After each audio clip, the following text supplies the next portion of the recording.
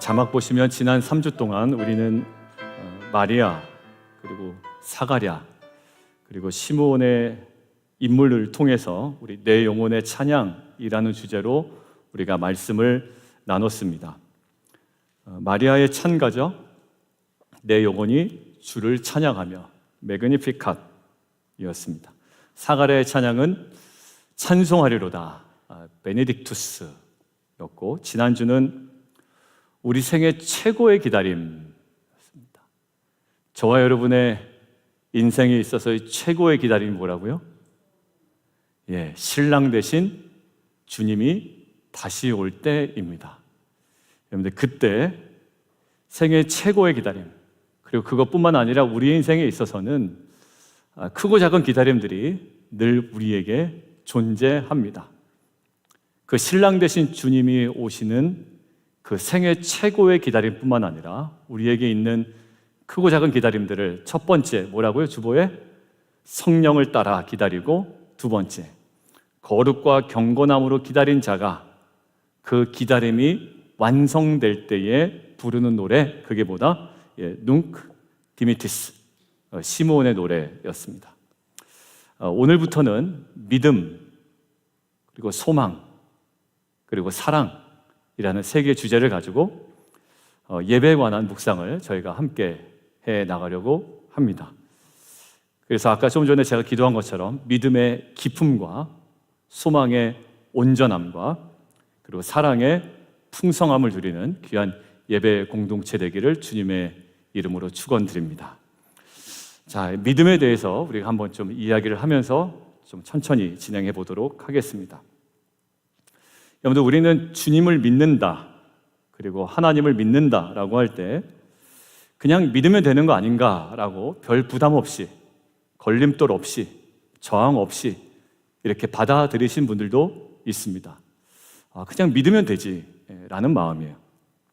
그와 반대로 주님을 믿는다라고 할 때 굉장히 어렵고 힘들고 치열하다라는 정서가 우리 깊이 깔려 있는 경우도 있습니다. 무엇인가 부담되는 것이고 굉장히 치열한 것이고 어려운 것입니다. 그런데 믿음으로 산다라고 했을 때 가장 먼저 떠올려지는 것이 하지 말아야 되는 것들이 우리 안에 계속 떠올려집니다. 누릴 것이 먼저 생각나는 것이 아니라, 믿음으로 누리는 것이 아니라 하지 말아야 할 것들이 먼저 우리 안에 자연스럽게 생각나더란 말이죠. 한 남자 청년이 한 목사님에게 이렇게 얘기를 했다고 합니다. 목사님, 저는 믿음으로 살고 싶지 않아요 라는 거예요. 저는 믿음으로 살고 싶지 않습니다. 그래서 목사님이 왜 믿음으로 살고 싶지 않으냐라고 되물어 보셨어요. 그랬더니 그 청년이 대답하기를 이렇게 대답을 했다고 합니다. 목사님, 믿음으로 살면 연애도 못하고 이것도 못하고 저것도 못하고 괜히 힘들 것 같다는 마음이 제 안에 들어옵니다 라는 거예요. 믿음으로 살면 뭐 못한다고요? 연애도 못하고 아무것도 못할 것 같다라는 거예요. 그래서 그 목사님께서 이렇게 이야기를 해주셨다고 합니다. 얘야, 연애는 사실 믿음 때문에 못하는 것이 아니야. 그건 그냥 못하는 거야. 이렇게. 그러니까 나는 믿음대로 살려고 연애를 못한 줄 알았더니 그냥 못하는 거였어요. 그래서 그 목사님 이렇게 얘기하셨대요. 얘야, 믿음 때문에 연애 못한다고 생각하지 말고 거울을 좀 본다든지 다른 것들을 먼저 점검하면 좋겠다, 이렇게 얘기를 하셨다고 합니다. 맞아요. 우리도 마찬가지로 믿음대로 산다라고 할 때 우리 안에 무엇인가를 못하는 것부터 생각을 하게 됩니다. 믿으면 무엇인가를 하지 말아야 되고, 반대로는 무엇인가를 믿으면 더 열심히 해야 하고, 이런 느낌으로만 다가오고 있기 때문에 믿음을 통해서 하나님께서 진정으로 우리에게 주시려고 하는, 그리고 그 은혜를 정작 누리지 못하는 경우가 저와 여러분에게 많다라는 거예요. 그래서 오늘은 믿음으로 예배하는 공동체, 믿음의 예배를 드리는 공동체에게 필요한 그 믿음은 무엇인지 오늘 본문과 또 복음서의 실제적인 사례를 통해 함께 은혜를 나누면 좋겠습니다. 자, 함께 좀 읽도록 할까요? 시작. 밑에도 함께 읽어주시죠. 여러분들 오늘 본문을 차근차근히 보면 본문 6절에 하나님을 기쁘시게 하기 위하여 필요한 것이 있다고 이야기합니다. 그게 뭐라고요? 아니, 그 다음에 한번 보세요. 자, 하나님을 기쁘시게 하기 위해서 필요한 것, 시작. 믿음입니다. 믿음이에요. 왜냐하면 믿음이 없이는 뭐 한다고요? 하나님을 기쁘시게 하지 못한다라는 거예요. 여러분들, 저는 요즘에 조금씩 변하고 있습니다. 그래서 일부 예배 때 저희 자녀들이 함께 예배를 드림에도 불구하고 거기선 거짓말하면 다 들통이 나잖아요. 그래서 제가 감히 아이들 2명이 일부 예배를 드리고 있는데도 제 아내가 사모가 있는데도 이렇게 얘기를 했어요. 제가 요즘에 아내를 기쁘시게 하려고 무던히도 노력을 합니다. 어떻게 하면 제 아내를 기쁘게 할까? 그래서 어제도요, 어디 갔다가 오는데 아내가 좋아하는 딱 커피 메뉴가 있거든요. 어느 브랜드에. 그래서 그거를 제가 일부러 막 전화를 했어요. 그래서 원하냐 그랬더니 뭐 원더풀, 뭐 땡큐 막 이러더라고요. 아시죠? 그 하이톤. 그 하이톤이 있어요. 요즘에는 하이톤이 없어졌는데요. 얘들 온누리 교회 있을 때는요, 항상 하이톤이었어요. 어머머 막 이러면서 뭐 땡큐, 뭐 원더풀 막 난리가 났어요. 제가 그러면서 아내를 기쁘시게 하는 일이 이렇게 기쁠 줄이야 라는 거예요. 그래서 최대한대로 아내를 기쁘게 하려고 노력을 해요. 노력을. 여러분들, 근데 뭐가 필요합니까? 아내를 기쁘게 하기 위해서는 크레딧 카드도 필요하고 돈도 필요하고 또 여러 가지 필요해. 그런데 하나님을 기쁘시게 하기 위해서는 뭐가 필요하다고요? 믿음이 필요하다는 거야. 믿음이. 그래서 4절에서도 보면 가인과 아벨이 모두 최선을 다해서 제사를 드리잖아요. 근데 히브리서 11장 4절의 주석으로는 가인과 아벨 두 사람이 다 제사를 드렸죠. 절차상 하자가 없었다라는 거예요. 요즘에 한국이 뭐 이런저런 얘기가 많이 나오죠. 실체적 어떤 그 진리를 드러내기 전에 절차상 하자가 있으면 안 된다. 뭐 이런 어떤 법리도 나오고 뭐 많아요. 이제 우리가 많이 배웠어요. 하도 이제 한국에서 뉴스가 많이 들려서. 자, 가인과 아벨은요, 절차상의 문제 전혀 없었어요. 그런데 결정적인 차이가 뭐라고 얘기합니까? 아벨은 믿음으로 더 나은 제사를 드렸고 가인은 그렇지 못했대요. 그러니까 결국 아벨과 가인의 제사의 히브리서의 주석에 의하면 결정적인 차이가 어디에 있습니까? 믿음에 있죠. 믿음에 있어요. 그래서 저희가 지금 천상의 예배를 경험하는 공동체라는 주제를 가지고 저희가 예배를 드리고 있잖아요. 1년을 집중하고 있는데 하나님을 기쁘시게 하는 예배의 핵심적 요소가 결국 오늘 히브리서 11장 4절을 보니 뭐에 있어요? 그것조차도 믿음에 있다라는 거예요. 아벨은 믿음으로 예배를 드렸고 가인은 그렇지 못하다라는 거예요. 자, 결국 하나님을 기쁘시게 하는 예배의 핵심 믿음인데요. 결국 하나님을 기쁘시게 하는 건 긍정적 사고가 아니라 믿음이라는 거예요. 그렇다면 오늘 본문에 그 믿음이 어떤 믿음이냐라고 우리에게 좀 자세하게 설명을 해줍니다. 같이 한번 자막을 통해서 보겠습니다. 함께 읽죠. 시작. 하나님을 기쁘시게 하지 못하나니 하나님께 나아가는 자는 반드시 그가 계신 것을 믿어야 할지니라. 여러분들, 믿음이 없이는 하나님을 기쁘시게 하지 못해요. 믿음으로 기쁘시게 할 수 있대요. 그런데 하나님께 나아가는 자는 반드시 뭐를 믿어야 된다?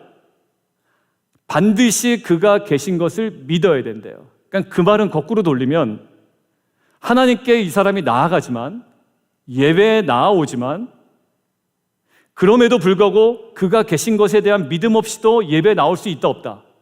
있다라는 거예요. 그러니까 그 예배는 어떻게 보면 믿음의 예배가 될 수 없겠죠.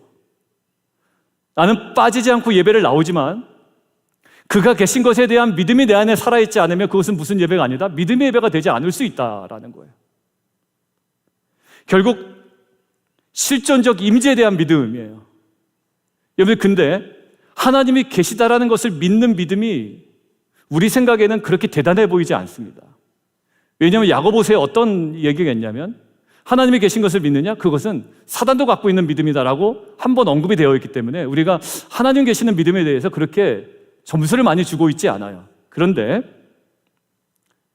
진짜 하나님이 계시다라는 것들을 온전히 믿는다면, 이상규 목사의 말씀에 의하면 하나님이 정말 이곳에 시퍼렇게 살아계시다고 믿는다면 그 믿음은 단순히 하나님 계시다라는 일반적인 초보적인 기초적인 믿음과는 다르다라는 거예요. 여러분들 신약 성경에 예수님께서 그 사람의 믿음을 칭찬한 사람들이 몇 명 나오는데요. 여러분들 지난번에 우리 복음서 신약 하심탐사 하셨죠, 지난주에. 그때 마태복음은 누구를 향해서 썼다? 유대인들을 향해 썼다라고 이야기했죠. 유대인들을 향해 썼기 때문에 지금 누구를 칭찬할 때 유대인이 아닌 누구를 칭찬하면 누가 굉장히 불편해한다? 유대인들이 엄청 불편해한다. 이방인 보고 믿음이 좋다고 그러고 이방인이 더 낫다고 그러면 굉장히 불편해한다. 예를 들어볼게요. 교회 한 수십 년 다닌 분이 여기 옆에 계신데 제가 자꾸 교회 얼마 나오지 않은 분을 칭찬을 엄청 하는 거예요. 그럼 처음에는 듣고 싶을 때 전혀 문제가 없었어요, 이분이. 근데 시간이 지나면 기분이 좋아요, 나빠요? 솔직히 얘기해 보세요. 신앙 오래되신 분이야. 그런데 이 신앙이 얼마 안 되신 분이에요. 근데 목사가 이 사람 칭찬을 계속 하는 거예요. 좋은가 보다 했더니 들으면 들수록 기분이 나빠. 그러면서 어떤 마음이 여러분 안에 드세요? 저거 누구 들으라고 하는 얘기인가 보다? 나 들으라고 하는 얘기인가 보다. 여러분들 그런 생각 드실 때 있죠? 야, 우리 교회는 이런 생각도 안 들어. 그죠? 그런 생각 드시잖아요. 이거 처음에 괜찮았는데 듣다 보니까 목사님 나 들으라고 얘기하나? 지금 마태복음은 진짜 들으라고 얘기하는 거예요. 유대인들을 향한 편지인데, 향한 복음서인데 지금 이방인 2명만 탁 끄집어내서 네 믿음이 크다, 이스라엘의 이 사람보다 큰 믿음 보지 못했다, 이렇게 얘기하는 거예요. 얼마나 유대인들이 불편해요. 그 중에 한 사람 얘기하겠습니다. 지난주에 우리 공부했던 거예요. 수로보닉의 여인이라고 마가복음에 기록되어 있어요. 마가복음은 그냥 그렇게 얘기한 거예요. 지금 여기 페어팩스에 사시는 여인, 센터빌에 사는 여인, 이거예요. 지금 행정명이에요. 정치적인 이름이에요. 그런데 마태복음은 수로보닉의 여인을 뭐라고 얘기하냐면, 뭐라고 얘기한다고요? 가나안 여인이라고 얘기한다고요. 가나안 여인. 여러분들 그 시대에 가나안이 있어요? 없어요. 근데 가나안 하면 그 사람들에게는 너무 지긋지긋한 존재들이거든요. 약속의 땅에 들어가서 그들에게 저항했던 그 가나안 땅에 지금은 있지도 않은 명칭을 갖다 쓰면서 이 여인 누구 여인이래요? 가나안 여인이래. 너희가 그렇게 인정하기 싫은 가나안 여인이 뭐예요? 믿음이 크다라고 얘기하는 거예요. 그럼 도대체 그 여인이 어떠한 실력으로 어떠한 믿음을 보였길래 주님께서 감탄하시고 믿음을 칭찬하셨을까 하는 거예요. 이 여인의 딸이 귀신 들렸어요. 들려도 너무 심하게 들린 거예요. 그래서 예수님을 찾아옵니다. 그리고 예수님께 간구하는 거예요. 자신의 딸 좀 고쳐달라고. 근데 예수님 되게 냉정하십니다. 뭐라고 얘기하세요? 못 들은 채 하세요, 처음에는. 이것처럼 마음 상하는 일 없어요. 지나가는데 못 본 척하고, 얘기하는데 못 들은 척하고, 못 들은 채 하시는 거예요. 그러니까 거기 옆에 있었던 제자들이 너무 민망한 거예요. 예수님 오늘따라 왜 그러시지? 쿡쿡 찌르면, 야, 너 가서 좀 얘기 좀 해봐. 야, 예수님 오늘따라 왜 그러시냐? 그래서 가서 이제 얘기하니까 예수님 뭐라고 얘기했냐면, 내가 못 들었어, 미안해. 이게 아니라, 자녀에게 줄 떡을 개에게 던져주는 것이 마땅하지 않다. 제 딸 귀신 들렸는데 지금 너무 심하게 걸렸어요. 좀 고쳐주세요. 라고 했더니 자녀에게 줄 떡을 개한테 주는 거 옳지 않아. 얘기하는 거예요. 여러분들 이 여인을 개에 비유해버리며 어떻게 거절하신 거예요. 그냥 거절하신 것도 아니고 피곤하다라고 거절하신 것도 아니고 자녀에게 줄 떡 난 개 안 줘. 라는 거예요. 근데 여러분들 여인이 이렇게 얘기하죠. 맞아요, 예수님. 저 개 맞아요. 그래서 제가 받을 자격 없다는 것 너무나도 잘 알고 있습니다.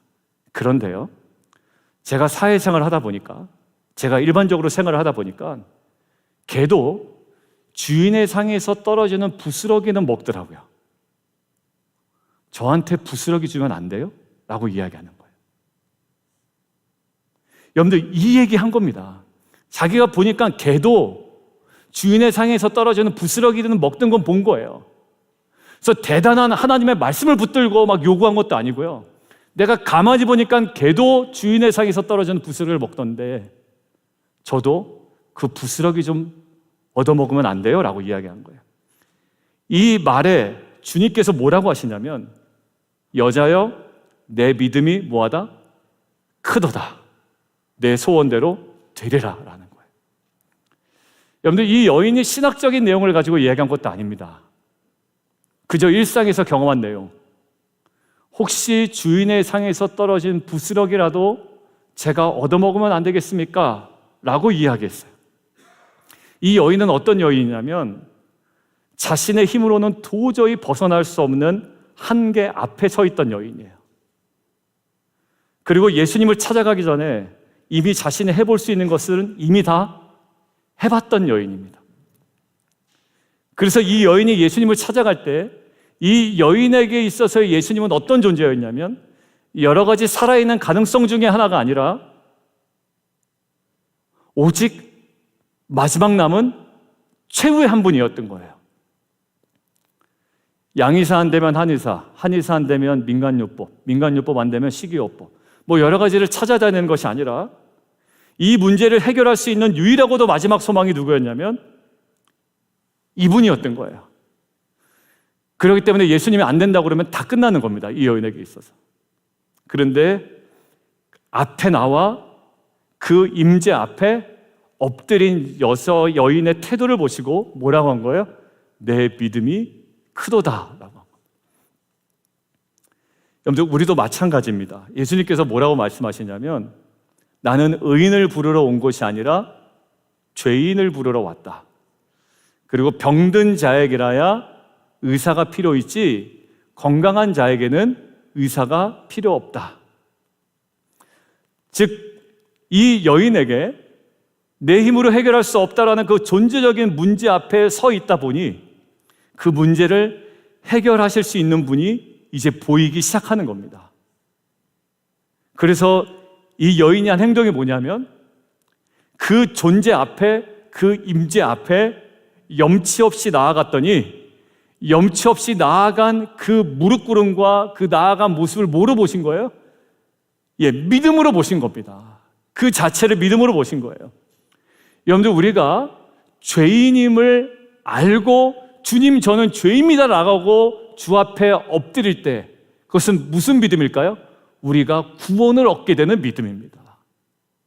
여러분들, 구원은 교회 다닌다고 주어지는 게 아닙니다. 신앙생활을 오래 했다고 주어지는 게 아니에요. 내가 죄인임을 깨닫고 주님 저는 죄인입니다 라고 엎드리고 주님은 나의 구원자, 나의 주님이십니다 라는 고백으로 나아가는 자만이, 임재 앞에 나아가는 자만이 그 구원을 얻는 은혜를 입은 자가 되는 겁니다. 여러분들, 오늘 본문을 다시 떠올려 보세요. 믿음이 없이는 누구를 기쁘시게 못해요? 하나님을 기쁘시게 못해요. 그래서 하나님께 나아가는 자는 뭐를 믿어야 된다?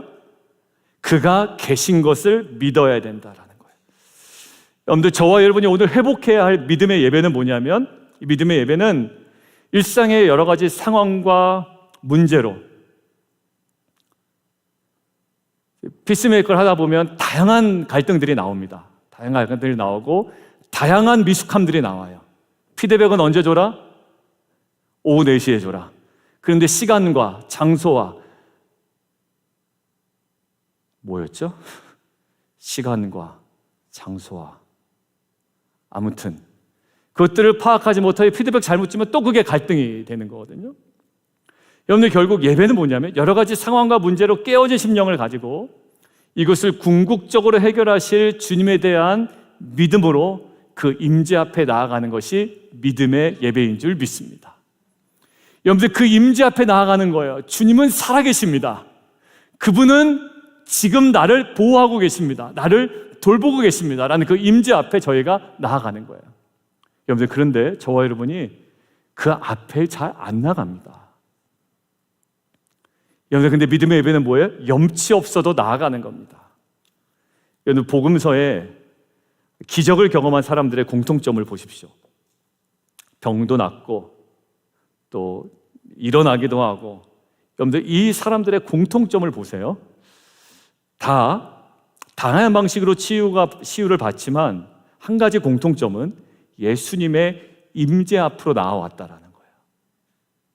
여러분들, 저와 여러분이 어려움 가운데 이 모든 기적을 맛보기를 원하시면 그것이 기도와 말씀 묵상의 자리가, 그것이 여러분들의 가정의 자리이건 교회 자리이건 그 임재 앞으로 나아가야 됩니다.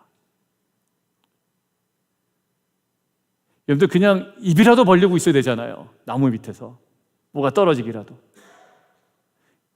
여호와 이레는 누구에게 주어진 하나님의 일하십니다? 말씀을 받고 3일 길을 가 모리아 산에서 이삭을 바치기로 결정한 사람에게 주신 게 뭐라고요? 그게 여호와의 이레. 하나님께서 준비하신 양을 경험할 수 있었던 것은 집에 가만히 누워있는 자에게 주시는 게 아니에요.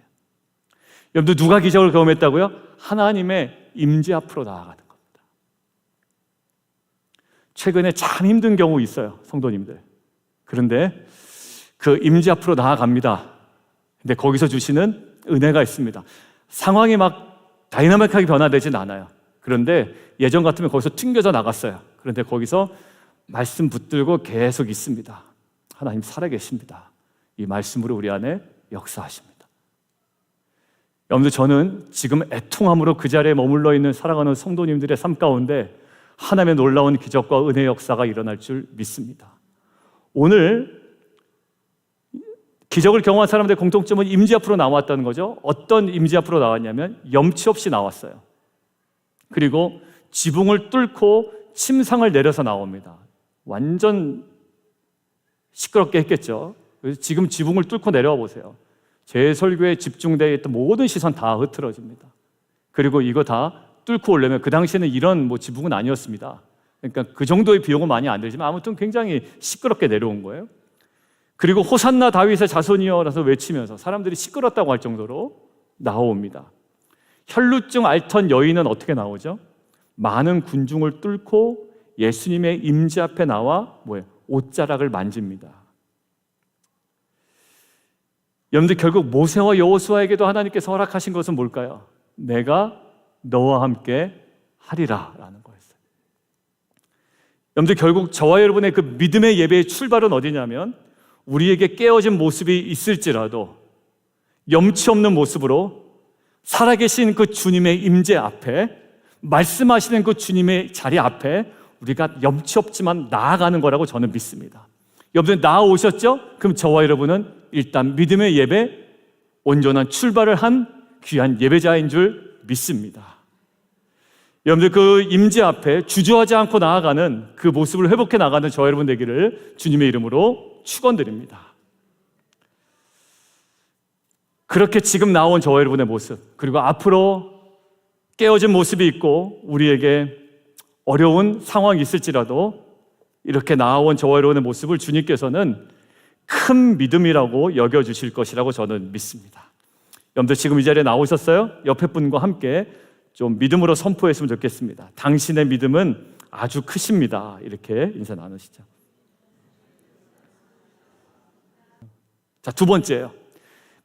믿음의 예배의 두 번째 요소 함께 좀 보겠습니다. 자, 시작.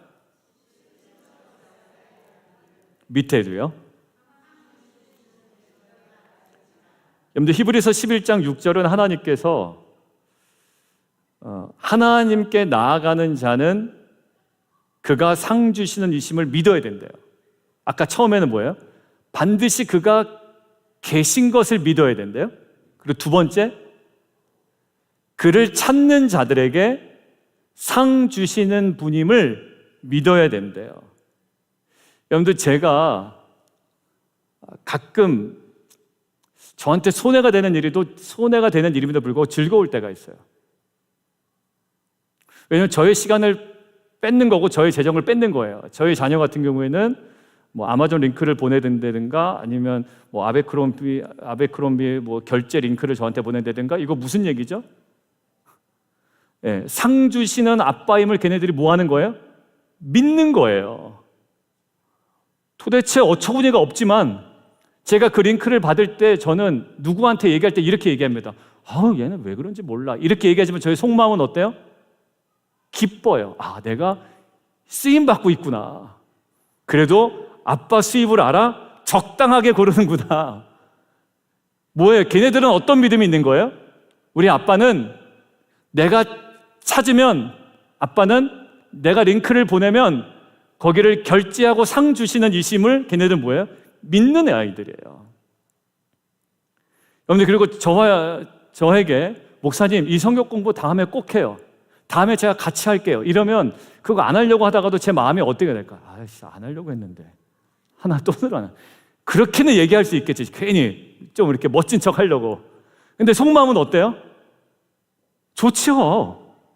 왜냐하면 요청하면 조 목사는 그래도 그것들을 최대한 준비해서 잘 가르치려고 하는 상 주시는 자임을 믿기 때문이에요. 그러니까 중간에 다시 들어온다, 저 들어오면 안 돼요, 이거 좋다고 하는데 이럴 때 제 마음이 안 돼요, 막 이런 마음이 들다가도 그래, 언제까지 이게 될지 모르니까 저도 늙으면 또 그것도 또 한물 갈 수도 있잖아요. 들어오세요. 여러분들, 하나님은 뭐냐면 단순히 우리가 예배할 때 계신 것 같아 이런 느낌만 전해주신 분이 아니라는 거예요. 하나님은 우리로 하여금 우리의 삶 속에서 행하신 역사와 행하실 역사에 대한 무엇을 주시냐면 믿음을 주십니다. 뭐에 대한? 행하신 역사에 대한 믿음과 앞으로 행하실 역사에 대한 믿음을 주신다고요. 그게 믿음의 예배인 거예요. 여러분들, 복음서에서 이방인 칭찬 2명 받았다고 했죠? 그 중에 한 명입니다. 그게 누구냐면 백부장입니다. 백부장.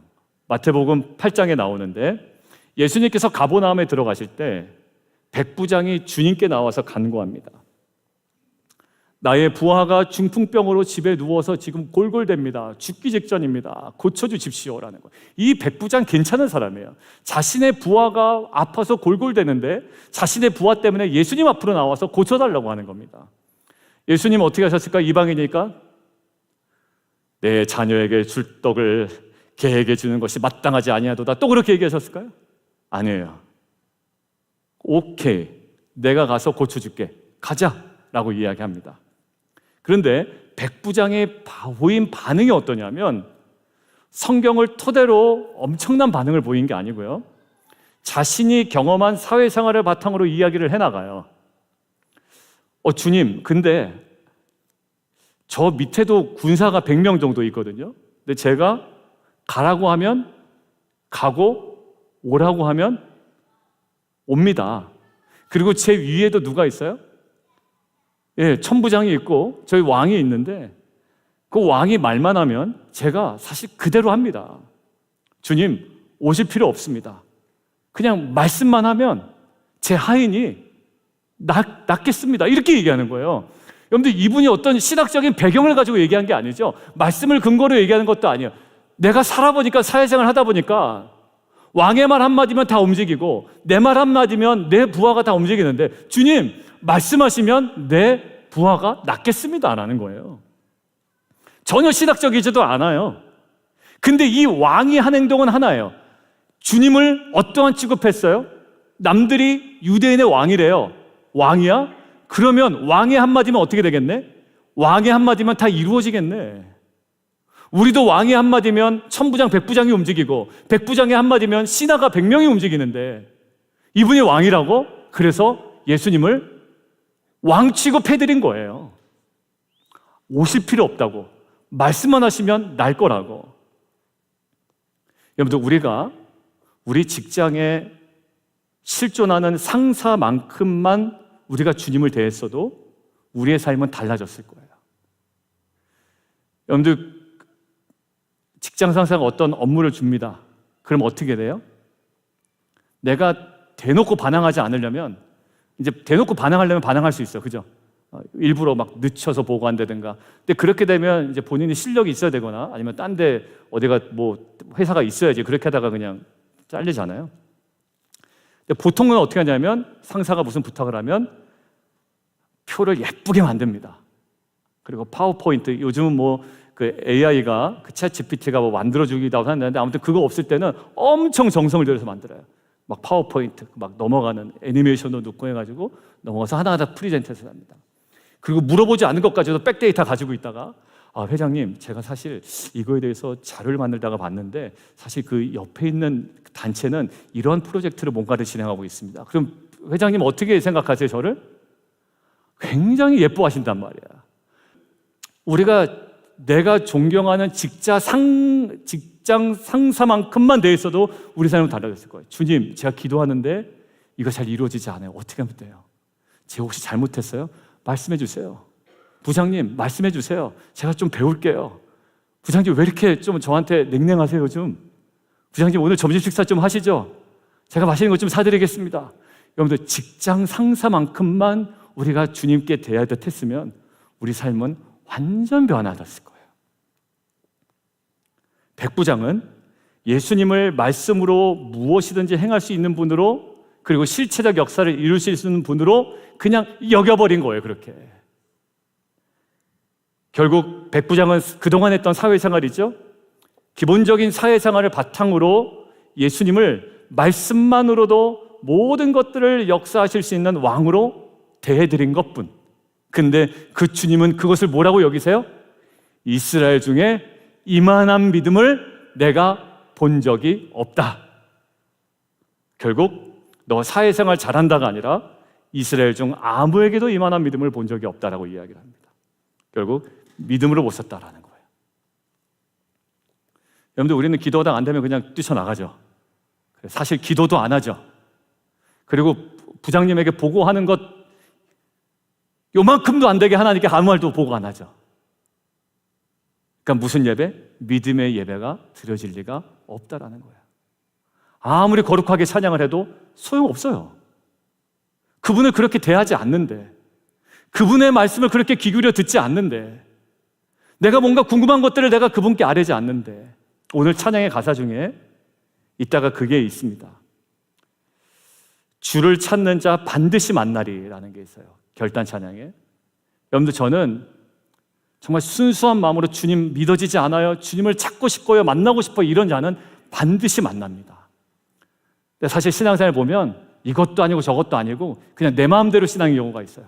그러면 진짜 속 표현은 좀 그렇습니다만 죽도 밥도 안 되는 거예요. 왜? 주님을 향한 갈망도 없어. 막 간절함도 없어. 아무것도 없는 거예요. 그냥 종교적인 껍데기만 남은 거예요. 여러분들, 근데 저는 그 애통해하며 주님을 만나기를 원하고 주님의 뜻을 알기를 원하는 한 분 한 분들의 삶에 하나하나 세밀하게 역사하신 하나님을 저는 봤어요. 왜? 그를 찾는 자에게 그분은 뭐 하시는 분이에요? 상 주시는 이심을 우리는 알기 때문이에요. 그를 찾는 자에게 그분은 반드시 상 주시는 임을 우리는 믿어요. 그래서 그 간절함으로 나아가요. 저는 주를 간절히 찾는 자 반드시 만날 줄 믿습니다. 그리고 만나고 계시는 것 너무 감사해요. 여러분들, 지금 백부장은 사회생활을 해보니까 그럴 것 같아서 그냥 그런 거예요. 나는 왕 한마디만 내가 복종하고 내 말 한마디면 이 부하들이 복종하는데 주님 말씀만 하세요. 말씀대로 이루어질 겁니다. 야, 내 이스라엘 중에 너 같은 믿음 본 적 없다. 여러분들, 우리가 하나님을 믿고 예배할 때 그 믿음은, 여러분들 막 너무 철학적인 얘기 많이 하지 마세요. 그리고 뭐 대단한 믿음은 이런 거야, 여러분들. 아니에요. 제가 보니까 결국 아니더라고요. 믿음은 이렇고보다 결국 추상적인 것이 아니라 믿음은 나를 지켜보시고 나를 인도하시고 나를 보호하시고 나에게 공급하시고 나를 구원하시는 하나님의 실체적 역사심을 믿는 게 믿음이에요. 여러분들, 백부장이 무슨 이론적으로 철학적으로 신학적으로 믿음에 대해서 논한 게 아니라요, 그 태도를 믿음으로 보셨다라는 거예요. 하나님께서 매 순간 나에게 말씀하시는 말씀대로 내 삶에 역사하시고 이루실 것을 믿는 믿음, 결국 이 믿음이 우리의 믿음의 예배의 출발점임을 믿습니다. 그리고 내 인생의 주인이신 주님의 임재 앞으로 나아가는 것, 이것이 믿음입니다. 내가 주인이 아니고 내 주인인 그 주님 임재 앞으로. 왜? 주인 앞에 나아가는 것이 너무 중요하기 때문에 그래요. 그래서 제가 하루의 스케줄도 스스로 잡지 말라고 이야기를 드려요. 이러니까 내가 요거 피곤할 것 같으니까 이렇게 하지 마시고 주님 앞으로 나아가세요. 그렇게 말씀하실 때 부담되는 거 한번 믿음으로 돌파해 보시라. 믿음으로. 제가 이제 목요 성령 집회 때 제가 제일 잘 조심하는 게 영적 컨디션과 육체적인 컨디션이에요. 왜냐하면 그때 여러분들도 하루 종일 일하고 오시면 피곤하시죠. 그러니까 저도 뭐 신방하고 어디 갔다 오면 그 시간이 제일 피곤할 때거든요. 성도님 이러겠다라는 마음이 들어요. 그런데 여러분들, 제가 목살에서 이겨서 나오지만 사실 주님께서 원하시는 것이 무엇일까라는 질문 앞에 자꾸 서는 거예요. 왜? 그 임재 앞에 자꾸 머무는 겁니다. 그리고 말씀하신 대로 역사하실 것에 대한 믿음으로 내가 반응해요. 내게 그렇게 말씀하셨어? 난다고 말씀하셨어? 그렇게 이루신다고 말씀하셨어? 그것에 대한 믿음으로 내가 나가는 이 반응이 믿음의 예배인 거예요. 여러분들, 동시에 이미 저희는 구원받은 자잖아요. 그래서 이미 나는 하나님의 구원의 역사가 이루어진 존재임을 믿음으로 나아가는 것이 믿음의 예배예요. 이루실 것에 대한 믿음이기도 하지만 이미 내 삶에 하나님께서 이루셨잖아요. 그것에 대한 믿음으로 나아가는 것도 예배입니다. 오늘 말씀 좀 정리하겠습니다.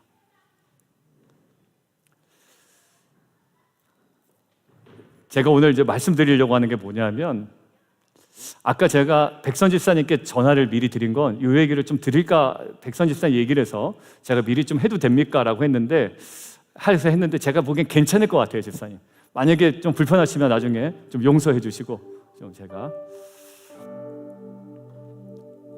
여러분들, 우리의 믿음이 약해질 때가 있습니다. 그러니까 언제냐면 항상 끝을 보지 못하는 거예요. 하다가 중간에 그냥 다, 기도도 그렇고 말씀 묵상도 그렇고 다 그래요, 사실. 근데 우리는 자녀들에게 똑같은 얘기를 하죠. 야, 너는 어떻게 끝을 못 보냐라고 하는데, 우리도 사실 그럴 때가 많아요. 그리고 어디로 돌아가냐면 심지어 애굽으로 돌아간대. 나는 괜찮아, 이제 안 해, 이제 애굽으로 돌아갈 거야. 그러니까 우리의 항상 그런 모습이에요. 마음에 들지 않으면 그냥 그만두고, 내가 불편하면 다시 애굽으로 돌아가고. 그때 우리 애가 흔히 하는 말이 있어요. 한번 생각해 보세요. 어떤 말을 많이 하냐면, 야, 인간은 연약해서 그래 라는 거예요. 인간은 연약해서 그래. 누가 다 그렇게 하냐? 인간은 연약해서 그래. 근데 저는 그게 아니라는 생각이 들었어요. 그러니까 제가 항상 거룩한 삶을 살아서 말씀드리는 것이 아니라, 그건 진짜 아니구나라는 생각이 들었어요. 뭐냐면, 예를 들면 간 이식을 받은 분이 있다고 쳐요. 이거 얘기하다 좀 이따가 좀 얘기할 건데, 집사님. 근데 저희 공동체 예전에 계시던 분 중에 남편이 간 이식 받은 진짜 분 계시죠. 그분이 계속 간성 혼수에 빠져가지고 몇 번을 응급실에 실려가셨습니다. 그러다가 이게 반복되다 보니까 병원에서 얘기를 했어요. 일주일밖에 못 삽니다. 이제는 이제 간의 기능이 완전 이제 다 안 돼서 일주일 동안 이 수여자가 나타나지 않으면, 공여자라고 하나요? 나타나지 않으면 당신은 이제 실제적으로 살기가 힘듭니다라고 했던 거예요. 그래서 우리가 그때 막 엄청 기도했잖아요. 근데 그 일주일 사이에 어느 분이 사망하셨어요. 그래서 그분의 간이 이분에게 이식이 됐습니다. 근데 간도 사이즈가 안 맞으면 안 돼요. 이분이 작고 이분이 크면 안 돼요. 그래서 그분이 한 번 안 됐었습니다. 근데 이게 맞는 거예요. 저 간 이식을 받아서 그분이 회복 중이 지금도 건강하게 활동을 하십니다. 여러분, 이제는 이제 그분 얘기 아니에요. 그런 분이, 또 다른 분이 여러분들이 있다고 생각해보세요. 저와 여러분이 생각을 해보세요. 그런데 분명히 제 안에, 제 몸에 뭐가 일어났어요? 일하신 흔적이 있죠.